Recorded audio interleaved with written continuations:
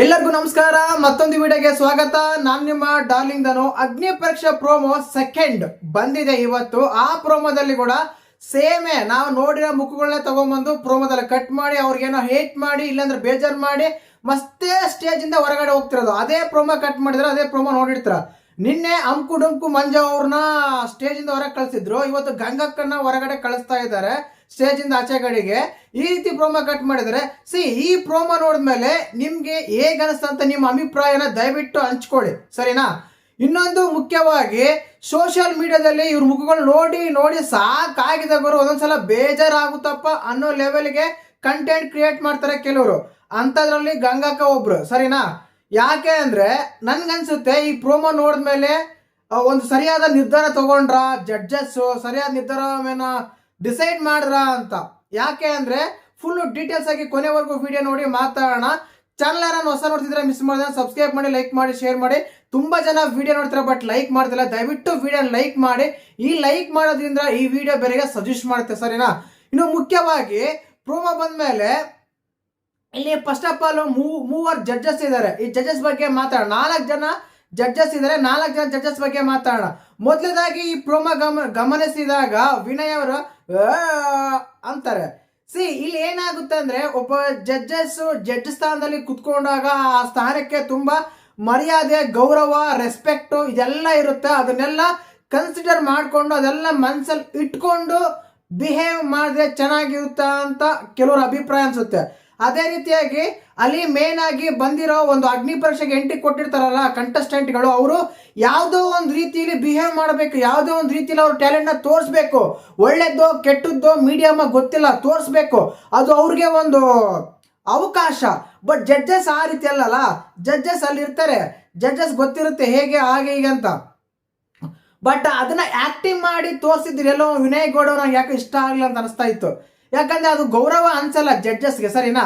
ಇನ್ನು ಅದಾದ್ಮೇಲೆ ನಮ್ಮ ಶ್ರುತಿ ಮೇಡಮ್ ಅವರು, ನೀವೆಲ್ಲ ಬಿಗ್ ಬಾಸ್ ಮನೆಲ್ಲ ಹೇಗಿರ್ತೀರಾ, ಹೇಗೆ ಹೋಗ್ತೀರಾ ಅಂತ ಅದೇ ಡೈಲಾಗ್ ಹೇಳ್ತಾರೆ. ಮೇಡಮ್ ಅವ್ರು ಹೇಳಿದ್ದು ಯಾವ್ರಿಗೆ ಯಾಕೆ ಅಂತ ತಿಳಿಬೇಕಂದ್ರೆ ನಾವು ಎಪಿಸೋಡ್ ನೋಡಲೇಬೇಕಾಗುತ್ತೆ. ಕೆಲವರಲ್ಲಿ ಸ್ಯಾಕ್ರಿಫೈಸ್ ಮಾಡಕ್ಕೋ ಇಲ್ಲ ಏನಾದರೂ ಡೈಲಾಗ್ ಏನನ್ನ ಆಕ್ಟಿಂಗ್ ಮಾಡಕ್ಕೋ ಇಲ್ಲ ಟ್ಯಾಲೆಂಟ್ ತೋರ್ಸಕ್ಕೋ ಹಿಂದೆ ಮುಂದೆ ನೋಡಿರ್ತಾರೆ. ಆ ಕಾರಣಕ್ಕೆ ಅವರು ಆ ರೀತಿ ಮಾತಾಡಿರ್ಬೋದು ಅನ್ಸುತ್ತೆ. ಇನ್ನು ಅದೇ ರೀತಿಯಾಗಿ ನಮ್ಮ ಸಂಗೀತ ಶೃಂಗೇರಿ ಅವರು ಏನಂದ್ರೆ ಅಟ್ಯಾಕ್ ಟು ಗಂಗಮ್ಮಕ್ಕನ ಮೇಲೆ ಅಟ್ಯಾಕ್ ಮಾಡ್ತಾರೆ ಅಂತ ಅನಿಸ್ತಾ ಇದೆ, ಸಿಂಪಲ್ ಆಗಿ ಹೇಳ್ಬೇಕಂದ್ರೆ, ಸರಿನಾ? ಯಾಕೆ ಅಂದ್ರೆ ಇವ್ರನ್ನ ತುಂಬಾ ಜನ ತುಂಬಾ ಸಲ ಸೋಷಿಯಲ್ ಮೀಡಿಯಾದಲ್ಲಿ ತುಂಬಾ ನೋಡ್ಬಿಟ್ಟಿದ್ವಿ. ಅಂದ್ರೆ ವಿಚಿತ್ರವಾಗಿ ಒಂದು ವಿಚಿತ್ರ ವರ್ತನೆ. ಅಂದ್ರೆ ಅದು ನಾನು ತಪ್ಪಂತ ಹೇಳ್ತಾ ಇಲ್ಲ, ಕಂಟೆಂಟ್ ಕ್ರಿಯೇಟ್ ಮಾಡ್ತಾರೆ, ತಪ್ಪಂತ ಹೇಳ್ತಾ ಇಲ್ಲ. ಕಂಟೆಂಟ್ ಕ್ರಿಯೇಟ್ ಮಾಡೋ ಕಷ್ಟಗಳು, ಅವರ ಒಳಗಿರೋ ಎಮೋಷನ್ಸು, ಅವರು ಫೀಲಿಂಗ್ಸು ತುಂಬಾನೇ ಇರ್ತವೆ. ಅಷ್ಟು ಈಜಿ ಅಲ್ಲ ಕಂಟೆಂಟ್ ಕ್ರಿಯೇಟ್ ಮಾಡ್ಬೇಕಂದ್ರು. ಅದು ರೈಟಾ ರಾಂಗಾ, ಕನ್ವೆ ಆಗ್ತಾ ಇಲ್ವಾ, ವೈರಲ್ ಆಗ್ತಿಲ್ವಾ, ಅದು ಸೆಕೆಂಡ್ರಿ. ಕಂಟೆಂಟ್ ಮಾಡೋದೇ ಕಷ್ಟ. ಆ ರೀತಿಯಾಗಿದೆ ಪ್ರೆಸೆಂಟ್ ಸಿಚುವೇಶನ್ಗಳಲ್ಲಿ. ಅವ್ರು ವಿಚಿತ್ರವಾಗಿ ಒಂದು ಹುಚ್ಚು ತರ ಕ್ಯಾರೆಕ್ಟರ್, ಹುಚ್ಚು ತರ ಮಾಡೋದು, ಹುಚ್ಚು ತರ ಮಾತಾಡೋದು, ಈ ಕ್ಯಾಟಗಿರಿಲಿ ಹೋಗ್ತಾ ಇರ್ತಾರೆ. ಹ್ಯಾಪಿ ಬರ್ತ್ಡೇ ಅನ್ನೋ ಒಂದು 20 ಸಲ ಹೇಳೋದು, ವೆರೈಟಿಯಾಗಿ ಹೇಳೋದು, ಈ ರೀತಿ ಎಲ್ಲ ಮಾತಾಡ್ತಾರೆ. ಇದು ಕೆಲವರಿಗೆ ಇಷ್ಟ ಆಗ್ಬೋದು, ಇಷ್ಟ ಆಗದೆ ಇರ್ಬೋದು. ವೈರಲ್ ಅಂತೂ ಆಗ್ತಾರೆ ಗಂಗಕ್ಕ. ಸರಿ, ನನ್ನ ಅಭಿಪ್ರಾಯ ಏನಂತ ನೀವು ಕೇಳೋದಾದ್ರೆ ಖಂಡಿತ ನನ್ನ ಅಭಿಪ್ರಾಯ ಏನಂದ್ರೆ ಸ್ವಲ್ಪ ಕ್ರಿಂಜ್ ಅನ್ಸುತ್ತೆ. ಈ ಸಂಗೀತ ಶೃಂಗೇರಿ ಅವರು ಅದನ್ನೇ ಹೇಳ್ತಾ ಇದ್ರು. ಏನಂತಂದ್ರೆ, ನೀವು ಈ ರೀತಿ ಮಾಡ್ತಾ ಅಕ್ಕ ಅಡ್ಡ ಬಿದ್ದೆ ಅಂತ ಹೇಳ್ತಾರೆ. ಅಡ್ಡ ಬೀಳಿರೋಲ್ಲ, ಇನ್ನು ಅಲ್ಲೇ ಇದ್ರಲ್ಲ ಅಂತ. ಅಂದ್ರೆ ಇಲ್ಲಿ ಏನಾಗುತ್ತೆ ಅಂದ್ರೆ ಜಡ್ಜಸ್ ಹತ್ರ ಸ್ವಲ್ಪ ಎಕ್ಸ್ಟ್ರಾ ಹೋದಾಗ ಏನಾಗುತ್ತೆ ಅಂದ್ರೆ ಖಂಡಿತ ಅವರು ಜಡ್ಜಸ್ಗೆ ಹೀಗೋ ಹರ್ಟ್ ಆಗುತ್ತೆ. ಅದೇ ಆಗ್ತಿರೋದಿಲ್ಲಿ ಕಂಪ್ಲೀಟ್ ಆಗಿ ನೋಡ್ಬೇಕಾದ್ರೆ. ಅಡ್ಡ ಬಿದ್ದೆ ಅಂತ ಹೇಳಿದಾಗ ಅಡ್ಡ ಬಿದ್ದಿಲ್ಲಲ್ಲ, ಎಲ್ಲಿ ಬಿದ್ದೆ ನೀನು ಅನ್ನೋ ಒಂದು ಟೋನ್ ಬಂತು. ಅದಾದ್ಮೇಲೆ ಗಂಗಕ್ಕ ಅವರು ವಿನಯ್ ಗೌಡ ಅವ್ರು ಕೇಳ್ತಾರೆ, ಈ ರೀಲ್ಸ್ ಎಲ್ಲ ನೋಡ್ತಾ ಇರ್ತಾರ ನಿಮ್ಮ ಮಗಳು ಅಂತ. ಹೌದು, ನೋಡ್ತಾ ಇರ್ತಾರಂದ್ರೆ ಮತ್ತೆ ಇದೇ ತರ ನಿಮ್ಮ ಮಗಳು ಮಾಡಿದ್ರೆ ಹೇಗ್ ಮಾಡ್ತೀರಾ ಅಂತ ಒಂದು ಒಳ್ಳೆ ಕ್ವಶನ್ ರೈಸ್ ಮಾಡ್ತಾ ನನ್ಗೆ ಅನಿಸ್ತಾ ಇತ್ತು. ಕಂಟೆಂಟ್ ಮಾಡ್ಲಿ, ಎಲ್ಲರೂ ಕಂಟೆಂಟ್ ಮಾಡೋದೇ, ತುಂಬಾ ಜನ ಬೇರೆ ಬೇರೆ ಕಂಟೆಂಟ್ ಮಾಡ್ತಾರೆ. ಬಟ್ ಅಷ್ಟು ಕ್ರಿಂಜ್ ಆಗಿ ಮಾಡೋದು ನಿಮ್ಗೆ ಎಂಟರ್ಟೈನ್ಮೆಂಟ್ ಅಂತ ಕ್ವಶನ್ ಮಾಡ್ತಾರೆ. ನನ್ಗನ್ಸಿದ್ದು ನನ್ನ ಅಭಿಪ್ರಾಯ ಓನ್ಲಿ ಇದು, ಕೇವಲ ಬೇರೆ ಅಭಿಪ್ರಾಯ ಅಂತಲ್ಲ. ನಿಮ್ಮ ಅಭಿಪ್ರಾಯ ಏನನ್ನೋದು ನೀವು ಕಮೆಂಟ್ ಮಾಡಿ, ಕಮೆಂಟ್ ಬಾಕ್ಸ್ ಅಲ್ಲಿ ನಿಮ್ಮ ಅಭಿಪ್ರಾಯ ಅಂತ ತಿಳಿಸಿ. ನನ್ಗೆ ಅನಿಸಿದಾಗ ಒಂದ್ ಸ್ವಲ್ಪ ಓವರ್ ಆಯ್ತಲ್ಲ ಗುರು ಅಂತ ಅನಿಸ್ತಾ ಇತ್ತು. ಸಂಗೀತ ಶೃಂಗೇರಿ ಅವರು ಅದನ್ನೇ ಹೇಳ್ತಾ ಇದ್ರು. ಅಂದ್ರೆ ಇದು ಸರಿನಾ, ಇದು ಕರೆಕ್ಟಾ ಅಂತ. ರೀಲ್ಸ್ ನೋಡಿದ್ರೆ ಹೆಂಗ ಅಂತಂದ್ರೆ ಹೋಗಮೋ ಅನ್ನೋ ರೀತಿಯಲ್ಲಿ ಅಲ್ಲಿ ಬರ್ತಾ ಇತ್ತು. ಹೇಳ್ಬೇಕಂದ್ರೆ ಆ ರೀತಿ ಟೋನ್ ಬರ್ತಾ ಇತ್ತು ಗಂಗಕ್ಕ ಅವ್ರ ಹತ್ರ, ಸರಿನಾ? ಆ ರೀತಿ ಆಗ್ತಾ ಇತ್ತು.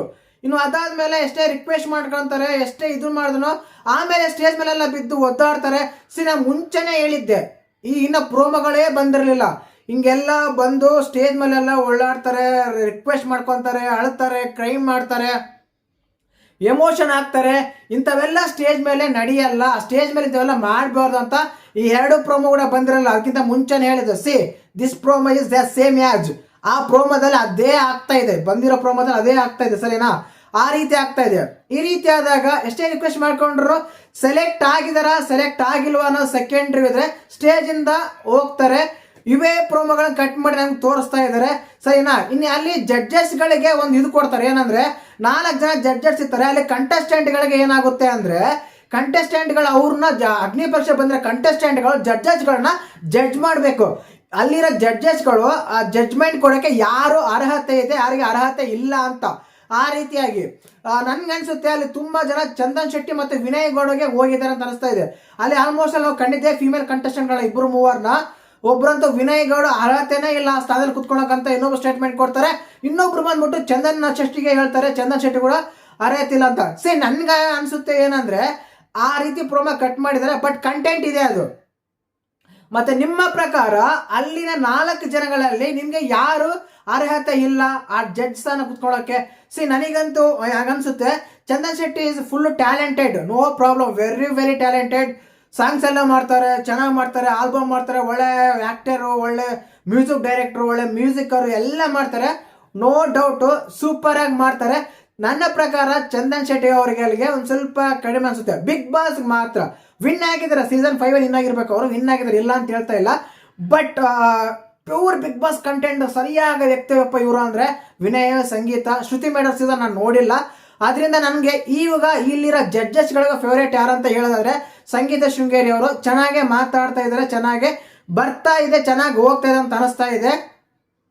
ಇನ್ನು ಅದಾದ್ಮೇಲೆ ಅಲ್ಲಿ ಕಂಟೆಸ್ಟೆಂಟ್ಗಳು ಬಂದಿರೋ ಕಂಟೆಸ್ಟೆಂಟ್ಗಳು ತುಂಬಾ ಅಂದ್ರೆ ತುಂಬಾ ಜನ ಅವರನ್ನ ಯಾರೋ ಚಂದನ್ ಶೆಟ್ಟಿನ ಮತ್ತೆ ವಿನಯ್ ಗೌಡನ್ನ ಸೆಲೆಕ್ಟ್ ಮಾಡ್ಕೊಂಡಿದ್ದಾರೆ. ಇವರು ವೇಸ್ಟ್, ಇವ್ರಿಗೆ ಅರ್ಹತೆ ಇಲ್ಲ ಅಲ್ಲಿ ಕುತ್ಕೊಳ್ಳೋಕೆ ಅಂತ. ಮತ್ತೆ ನಿಮ್ಮ ಪ್ರಕಾರ ಯಾರಿಗೆ ಅರ್ಹತೆ ಇದೆ ಅಂತ ನೀವು ಮಿಸ್ ಮಾಡಿದ್ರೆ ಕಮೆಂಟ್ ಮಾಡಿ, ಸರಿನಾ? ಪ್ರೋಮೋಗಳು ತುಂಬಾ ಕ್ರಿಂಜ್ ಆಗಿ ಹೋಗ್ತಾ ಇದೆ. ಮತ್ತೆ ನಿಮ್ಮ ಗಂಗಕ್ಕನ ಬಗ್ಗೆ ನಿಮ್ಮ ಅಭಿಪ್ರಾಯ ಏನು, ಮತ್ತೆ ನಿಮ್ಮ ಅನಿಸಿಕೆ ಏನಂತ ಮಿಸ್ ಮಾಡ್ದೇನೆ ಕಮೆಂಟ್ ಮಾಡಿ. ಒಂದೊಂದು ಸತ್ಯ ಇನ್ನು ಎಪಿಸೋಡ್ಗಳು ಶುರುವಾಗಿಲ್ಲ, ಪ್ರೋಮೋಗಳು ಬರ್ತಾ ಇವೆ. ಬಟ್ ಎಪಿಸೋಡ್ ಆದ್ಮೇಲೆ ನಾವು ಓವರ್ ಆಕ್ಟಿಂಗು ಏನ್ ಮಾಡಿದ್ರು, ಎತ್ತ ಮಾಡಿದ್ರು, ಹೇಗಿತ್ತು ಅಂತೆಲ್ಲ ಆಮೇಲೆ ಗೊತ್ತಾಗುತ್ತೆ ಕಂಪ್ಲೀಟ್ ಆಗಿ. ಇನ್ನು 4 ಡೇಸ್ ಮಾತ್ರ ಬಾಕಿ ಇದೆ ಅನ್ಸುತ್ತೆ, 5 ಡೇಸ್ ಅನ್ಸುತ್ತೆ. ನೋಡೋಣ ಅದಾದ್ಮೇಲೆ ಯಾವ ರೀತಿ ಎಲ್ಲ ಎಪಿಸೋಡ್ಗಳೆಲ್ಲ ಬರ್ತಾವಂತ. ತುಂಬಾ ವಿಡಿಯೋ ಅಂತೂ ಪ್ರೋಮೋಗಳಂತೂ ಸಖತ್ತಾಗಿ ಬರ್ತಾ ಇದೆ. ನೋಡೋಣ ಯಾವ ರೀತಿ ಎಲ್ಲ ನಡೆಯುತ್ತೆ, ಯಾವ ರೀತಿ ಆಗುತ್ತೆ ಅಂತ. ಮತ್ತೆ ವಿಡಿಯೋ ಇಷ್ಟ ಆದ್ರೆ ಲೈಕ್ ಮಾಡಿ, ಶೇರ್ ಮಾಡಿ, ಸಬ್ಸ್ಕ್ರೈಬ್ ಮಾಡಿ. ಮೇನ್ ಆಗಿ ADA ಫ್ಯಾಮಿಲಿ ಬ್ಲಾಗ್ಸ್ ಅಂತ ಸೆಕೆಂಡ್ ಚಾನಲ್ ಇದೆ, ಆ ಚಾನಲ್ ಅಲ್ಲಿ ಸಾಯಂಕಾಲ ಲೈವ್ ಬರ್ತೀವಿ. ಖಂಡಿತವಾಗ್ಲೂ ಬಂದು ಎಲ್ಲರೂ ಜಾಯಿನ್ ಆಗಿ ಆ ಲೈವಲ್ಲಿ ಎಲ್ಲ ಮಾತಾಡೋಣ, ಸರಿನಾ? ವಿಡಿಯೋ ಇಷ್ಟ ಆದ್ರೆ ಲೈಕ್ ಮಾಡಿ, ಶೇರ್ ಮಾಡಿ, ಸಬ್ಸ್ಕ್ರೈಬ್ ಮಾಡಿ. ಜೈ ಹಿಂದ್, ಜೈ ಕರ್ನಾಟಕ ಮಾತೆ.